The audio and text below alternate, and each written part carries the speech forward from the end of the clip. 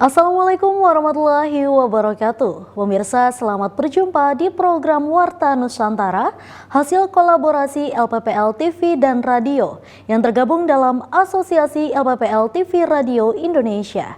Di edisi pertama Minggu 4 Juni 2023, Warta Nusantara akan menghadirkan informasi pilihan dari LPPL TV Tabalong Kalimantan Selatan, LPPL Kami TV Sukabumi Jawa Barat, LPPL Radio Bumi Sumohai Diskominfo Kabupaten Yahukimo Papua Pegunungan, dan Radio Suara Muara Enim Sumatera Selatan. Kali ini bersama saya Nova Arianti, inilah Warta Nusantara selengkapnya.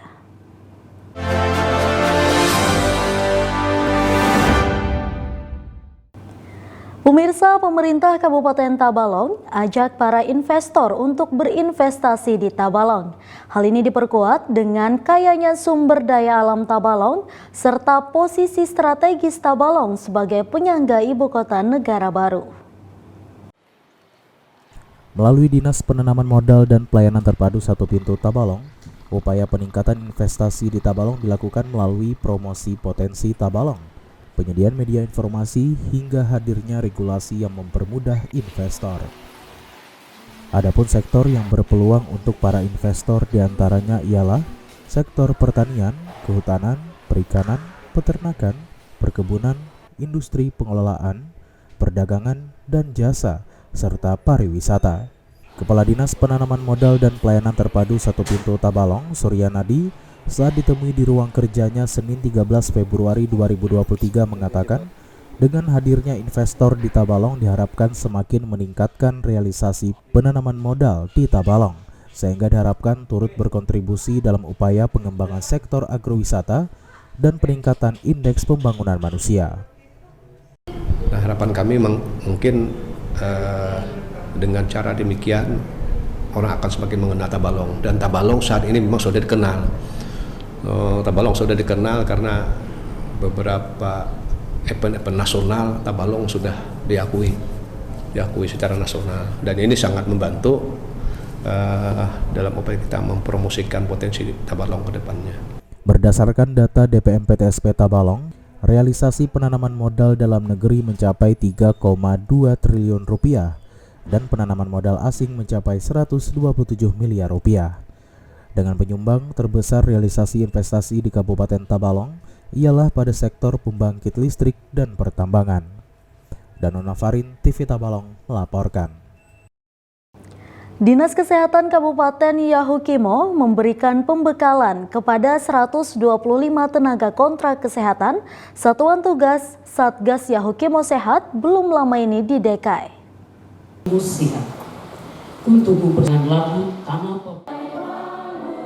Sebanyak 125 tenaga kontrak kesehatan Satuan Tugas Satgas Yahukimo Sehat Dinas Kesehatan Kabupaten Yahukimo mengikuti pembekalan yang berlangsung di Gereja GKI Metanoia Lama, DKI pada Selasa 16 Mei 2023. Pembekalan tenaga kontrak kesehatan Satuan Tugas Satgas Yahukimo Sehat yang berlangsung selama 5 hari ini dibuka secara resmi oleh Asisten 1 Setda Kabupaten Yahukimo, Timotius Subi, yang ditandai dengan pemukulan tifa. Kepala Dinas Kesehatan Kabupaten Yahukimo Lesman Tabuni dalam kesempatan tersebut mengatakan perekrutan tenaga kontrak tahun 2023 ini dalam rangka mewujudkan visi misi Bupati dan Wakil Bupati Kabupaten Yahukimo, yaitu Yahukimo Sehat. Menurut Lesman Tabuni, pelayanan kesehatan di 33 puskesmas yang ada di Kabupaten Yahukimo tidak nampak, sehingga dilakukan perekrutan tenaga kontrak tersebut dapat membangun satu kekuatan baru untuk memberikan pelayanan kesehatan yang baik kepada masyarakat. Bapak Bupati, Bapak Wakil Bupati Kabupaten Yahukimo untuk periode ini, dalam visi dan misi katakan bahwa Yahukimo Sehat. Yahukimo Sehat aplikasinya apa? Yahukimo Sehat aplikasinya adalah harus kita menyiapkan orang. Kami orang dinas ini menyiapkan orang-orang atau generasi-generasi sarjana-sarjana lulusan yang dari berbagai perguruan tinggi yang ada baik di DKI Yahukimo maupun di luar Yahukimo, itu kami harus rekrut, dan rekrut lalu kemudian kami akan berikan ruang dan kesempatan untuk saudara-saudara ada di tengah-tengah masyarakat, sehingga kesempatan yang kita dapat ini kita manfaatkan secara baik-baik. Ditambahkan Desmond Tabuni, masa kerja Satgas Yahukimo ini akan bekerja selama 5 tahun, terhitung dari tahun 2023 hingga 2027, yang mana para tenaga kontrak Satgas Yahukimo Sehat ini akan ditarik pada tanggal 30 Desember 2027 mendatang. Adalah karena Yahukimo dengan situasi kondisi keadaan geografis yang begitu sulit, rata-rata 33 puskesmas ini 3 puskesmas saja dalam kota, kemudian 30 puskesmas itu di luar kota, dan 30 puskesmas di luar kota itu kita tidak bisa menyeberang dengan namanya kendaraan roda 2 yang disebut motor, atau kemudian kita tidak bisa pakai mobil dan lain-lain, atau kapal laut pun tidak, jalan kaki apalagi tidak juga. Semua hanya karena pesawat yang ada di DKI, pesawat kecil-kecil ini. Pesawat badan besar kan tidak bisa masuk. Ya, kita diutus seperti misionaris. Lebih lanjut, Desmond Tabuni menegaskan bahwa 125 tenaga kontrak Yahukimo Sehat ini akan ditempatkan sesuai dengan profesi masing-masing pada 20 puskesmas aktif, di mana satu puskesmas akan menempatkan 6 sampai 7 orang. Selaku Kepala Dinas Kesehatan, Desmond Tabuni berharap setelah ditempatkan nanti, para tenaga kontrak Satgas Yahukimo Sehat ini dapat menjalankan tugas dan tanggung jawab dengan baik selayaknya seorang misionaris. Dari Yahukimo Papua, Paul Karma melaporkan untuk Warta Nusantara. Pemirsa, pemerintah Kabupaten Yahukimo gelar kebaktian kebangunan rohani KKR bersama masyarakat dengan tema Yahukimo dipulihkan dan diberkati yang berlangsung selama 2 hari dari tanggal 31 Mei dan 1 Juni 2023 di lapangan eks kantor Bupati Yahukimo di DKI. Ku rasakan kasih kuasa Roh Kudus, ku rasakan kasih kuasa Roh Kudus, ku rasakan hadirat-Mu, kehadiran. Ibadah kebaktian kebangunan rohani bersama pemerintah dan masyarakat Yahukimo ini berlangsung di lapangan eks kantor Bupati Yahukimo di DKI dari tanggal 31 Mei 2023 sampai tanggal 1 Juni 2023. Kebaktian kebangunan rohani atau KKR yang berlangsung di bawah sorotan tema Yahukimo dipulihkan dan diberkati sangat memikat hati umat Tuhan di kota DKI untuk datang dan hadir secara langsung untuk mendapat lawatan Tuhan melalui hamba Tuhan Pendeta Gilbert Lumindong. Sebagai pembicara pada ibadah KKR Yahukimo dipulihkan dan diberkati, Pendeta Gilbert Lumindong menyampaikan bahwa Yahukimo membutuhkan pahlawan, yaitu orang yang bila ada tantangan tidak menghindar, di mana seorang pahlawan yang dimaksud adalah orang yang berdiri kokoh dan tidak gentar atau menghindar. Saya tahu Papua tidak bisa hidup tanpa Yesus, tapi persoalannya kita sadar atau tidak. Kita sadar nggak bahwa kita harus berubah? Kita sadar nggak kita harus tinggalkan dosa? Kita sadar nggak bahwa kita harus hidup dekat dengan Tuhan? Kita harus sadar bahwa kita tidak boleh mempermalukan nama Tuhan. Kita harus sadar bahwa iblis mau menghancurkan kita, tapi Tuhan pulihkan kita. Karena itu ini waktunya kita harus sadar, kita harus bangkit dan beriman. Selain itu juga dalam lawatan firman-Nya di hadapan ribuan warga Yahukimo yang hadir, Pendeta Gilbert menyampaikan bahwa sebagai umat Kristen kita tidak bisa hidup tanpa Yesus. Namun kata Pendeta Gilbert, untuk mengikuti Yesus kita harus sadar dan harus berubah serta meninggalkan dosa dan harus hidup dekat dengan Tuhan. Oleh sebab itu ini waktunya untuk kita sadar dan bangkit memuliakan Tuhan. Ada 3 pahlawan iman yang bernama Sadrak, Mesak, Abednego. Dia dibuang ke dapur api yang dipanaskan 7 kali lipat. Tapi inilah kalimatnya. Kalau Tuhan yang aku sembah sanggup tolong, dia tolong. Tapi perlu Tuanku Raja ketahui, kalau Tuhan yang aku sembah tidak sanggup tolong, untuk menyembah dewa Tuanku Raja aku tidak mau.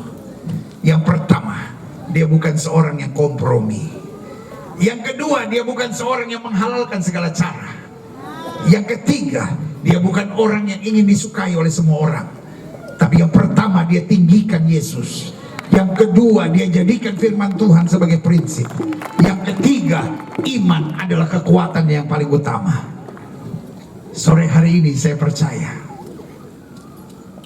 Yahukimo akan menerima lawatan Tuhan.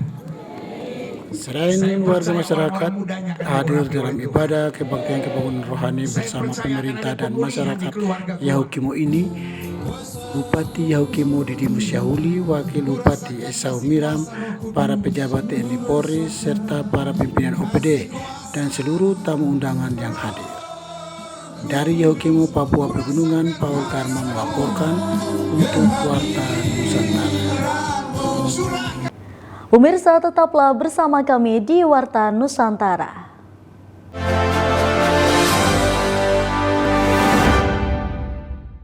Pemirsa, Anda masih di Warta Nusantara. Puskesmas Kelua mengembangkan inovasi aplikasi SIMAS Ganteng Tabalong atau Sistem Informasi Tanggap Stunting. Melalui pengembangan inovasi ini diharapkan dapat menekan dan mencegah stunting di masyarakat. Inovasi aplikasi yang diinisiasi oleh Puskesmas Kelua ini awalnya diberi nama SIMAS Ganteng Kelua. Namun setelah adanya hasil monitoring dan evaluasi selama 1 tahun berjalan, aplikasi tersebut berubah nama menjadi SIMAS Ganteng Kabupaten Tabalong.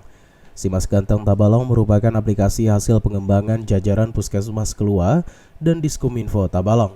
Aplikasi ini dapat diunduh melalui Play Store yang bertujuan untuk mendeteksi secara dini mengenai status gizi pada bayi atau balita mengenai stunting. Melalui aplikasi ini masyarakat pun bisa mengetahui update informasi mengenai stunting. Adapun sejumlah fitur baru dalam aplikasi ini diantaranya adanya peta sebaran atau lokasi anak stunting, tersedia versi website yang memudahkan admin atau petugas saat mendata, adanya tambahan artikel seputar informasi stunting, dan notifikasi atau pemberitahuan apabila ada laporan masuk. Aplikasi SIMAS Ganteng Tabalong yang merupakan pengembangan dari SIMAS Ganteng Kelua berisi dari 1. Menu sebaran peta stunting, yang kedua adanya menu versi webnya untuk admin, yang ketiga adanya update dari artikel informasi stunting, dan yang keempat adanya notifikasi apabila laporan masuk. Pada aplikasi SIMAS Ganteng Tabalong ini masyarakat bisa memasukkan data anak serta tinggi dan berat badannya. Maka akan diketahui status kondisi gizi anak apabila terindikasi stunting. Maka akan mendapat tanggapan dari petugas puskesmas secara cepat dan tepat untuk melakukan langkah intervensi selanjutnya. Nova Arianti, TV Tabalong melaporkan. Pemerintah Provinsi Sumatera Selatan melalui Dewan Kerajinan Nasional Daerah Dekranasda Provinsi Sumatera Selatan menggelar Festival Sriwijaya Expo tahun 2023. Kegiatan tersebut dibuka langsung oleh Gubernur Sumatera Selatan Herman Deru.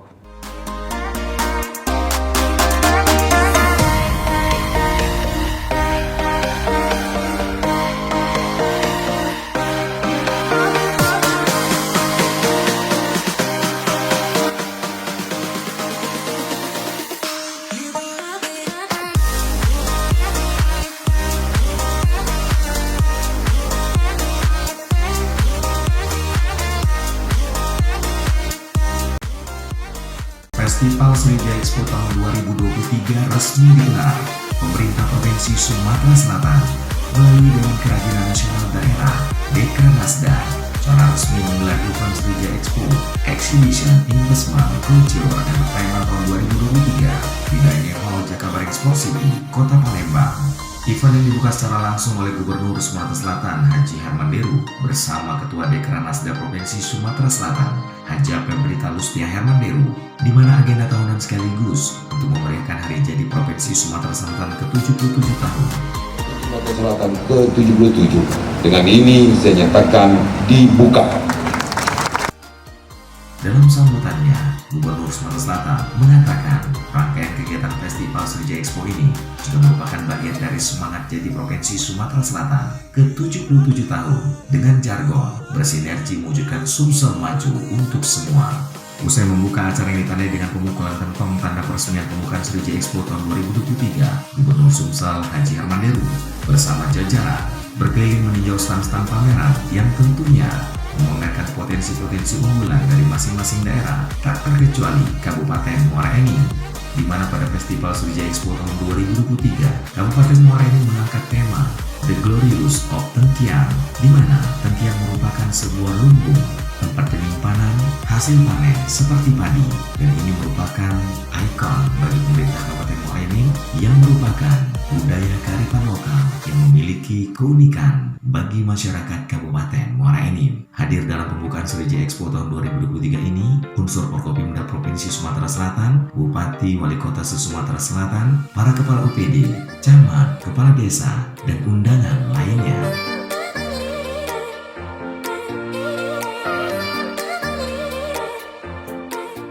Pemirsa, pemerintah Kabupaten Sukabumi, Jawa Barat menggelar acara Puncak Hari Nelayan Pelabuhan Ratu ke-63 tahun. Hari Nelayan Pelabuhan Ratu merupakan salah satu di antara 110 event nasional dalam Karisma Event Nusantara Festival tahun 2023 yang diakui oleh Kemenparekraf RI. Pemerintah Kabupaten Sukabumi beserta ribuan masyarakat Pelabuhan Ratu memeriahkan acara Puncak Hari Nelayan Pelabuhan Ratu ke-63 tahun. Acara diawali dengan arak-arakan mulai dari pendopo Pelabuhan Ratu hingga dermaga 1 PPNP Pelabuhan Ratu Minggu 21 Mei 2023. Peringatan Hari Nelayan Pelabuhan Ratu ke-63 tahun merupakan satu di antara 110 Karisma Event Nusantara tahun 2023, di mana event unggulan yang telah dikurasi dengan ketat dari 291 event usulan Dinas Pariwisata se-Indonesia menjadi 110 event unggulan yang diluncurkan oleh Kemenparekraf dengan sebutan Karisma Event Nusantara. Persiapan pelaksanaan syukuran Hari Nelayan cukup panjang dengan kolaboratif dengan berbagai unsur pemerintah daerah. Hal tersebut untuk mensukseskan dalam meningkatkan daya tarik pariwisata untuk mengagungkan pariwisata dan para nelayan yang ada di Kabupaten Sukabumi. Bupati Sukabumi Haji Marwan Hamami menuturkan, event syukuran Hari Nelayan yang telah ditetapkan oleh Kemenparekraf masuk ke dalam 110 Karisma Event Nusantara tahun 2023 merupakan satu semangat untuk masyarakat Kabupaten Sukabumi untuk terus meningkatkan potensi dan galian budaya yang bisa menjadi daya tarik destinasi wisata di masa yang akan datang.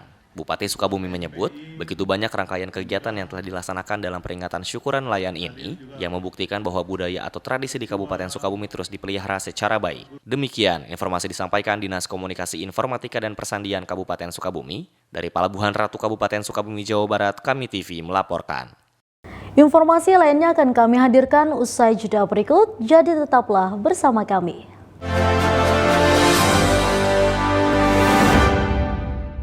Terima kasih Anda masih bersama kami. Pemirsa, Taman Sapana dapat menjadi salah satu pilihan pemirsa untuk menghabiskan waktu libur panjang. Taman wisata ini menawarkan berbagai wahana yang dapat dinikmati semua kalangan usia. Inilah Taman Sapana, singkatan dari Taman Satwa dan Permainan Anak, terletak di Desa Pematang, RT 7, Kecamatan Banualawas, Kabupaten Tabalong. Pengunjung dewasa cukup merogoh kocek Rp5.000 untuk masuk ke taman ini, sedangkan anak-anak hanya Rp3.000. Kemudian untuk menikmati berbagai wahana di area taman, dikenakan tarif berkisar Rp5.000 sampai dengan Rp20.000. Sementara parkir kendaraan roda 2 sebesar Rp2.000 dan roda 4 sebesar Rp5.000. Pengelola Taman Sapana Muhammad Ajini yang ditemui pada Kamis 1 Juni 2023 mengatakan taman wisata ini dirancang sebagai tempat rekreasi keluarga sehingga wahana yang ditawarkan untuk berbagai segmen usia mulai dari balita hingga orang tua. Setiap wahana itu kami buat punya segmen masing-masing. Kalau playground kan buat anak-anak, balita. Kalau untuk kelinci itu dari anak-anak seluruh usia lah untuk kelinci. Kalau untuk terapi itu biasanya rata-rata buat orang tua. Nah kalau untuk ATP biasanya anak-anak sama remaja. Wahana yang ditawarkan Taman Sapana diantaranya Taman Burung Merpati, area hemok di antara pohon karet dengan beralaskan pasir putih, area bermain dengan kelinci, terapi ikan, playground anak-anak, sewa becak dan sepeda mini, wahana odong-odong dan kereta wisata, serta ATV adventure. Selain itu, Taman Sapana juga dilengkapi fasilitas pendukung seperti musola, WC, food court, dan pendopo. Khusus pendopo disewakan untuk kegiatan seperti outbound anak-anak sekolah dengan tarif Rp100.000. Selanjutnya, pengelola Taman Sapana akan menambah wahana baru, yakni area bermain boom kart. Pihak pengelola menyiapkan area seluas 27 meter x 15 meter dengan 10 unit bom kart, serta akan membangun minimarket yang menjual merchandise official Taman Sapana dan produk UMKM Tabalong. Alpi Syahrin, TV Tabalong melaporkan. Bagi pemirsa yang ingin berwisata memacu adrenalin atau sekedar bersantai bersama keluarga, Taman Wisata Menanti Laburan dapat menjadi pilihan pada momen libur Hari Raya Waisak kali ini. Pihak pengelola pun melakukan pembaruan dan persiapan semaksimal mungkin.